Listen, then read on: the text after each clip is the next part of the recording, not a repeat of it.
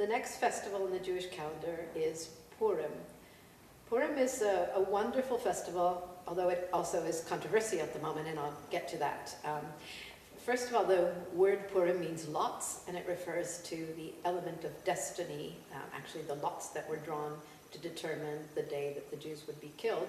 All of this is found in one of the books of the Bible, the book of Esther, which we call Megillat Esther. And a Megillah is a scroll. And in Yiddish, of course, you can read the whole of it, the Ganze Megillah, which means also in the vernacular somebody telling a long story.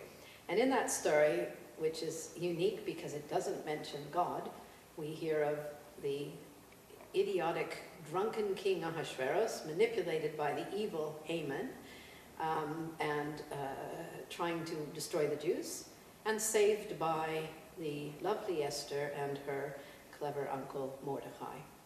And so the festival celebrates the time that the Jews actually overcame their enemies and were able to stop a massacre. Purim's also a time to just let off steam. People drink a lot. In fact, it says you can get so drunk you don't tell the difference between blessed is Mordecai and cursed is Haman. During the service, when we're listening to the reading of the Megillah, if we hear the name Haman, we boo and stamp our feet and shake groggers, which is fun. People come in fancy dress. And a custom that I think sadly has died out in the Reform world is the custom of the spiel, some sort of send-up of community leaders and or events, some of them really quite learned, based on texts or based on community figures and characters, which people then perform for each other on the evening of Purim after they're done with the reading of the Megillah. It's also a time for looking at exchanges of things. People cross-dress, issues to do with women and their place, and it's really quite an exciting festival in many respects.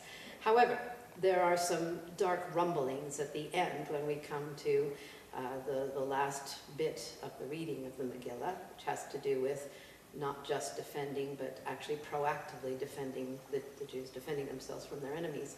And it also, unfortunately, was a day on which a fanatic Jew shot and killed numerous Muslims at prayer in Hebron. So some of us also use this as an opportunity for looking at fanaticism and re-engaging with our texts about the messages that we're giving. If we ask others to do that vis-a-vis us, we also need to do that vis-a-vis others. And the questions then that arise are, should we read the endings? Should we not read it? Should we transform the endings? And indeed, is there an occasion for us to have a ritualized expression of our anger at some of the persecution that we've had throughout time? So those are some of the issues that I think when you're having a serious look at the crazy and fun festival of Purim that need to be addressed as well.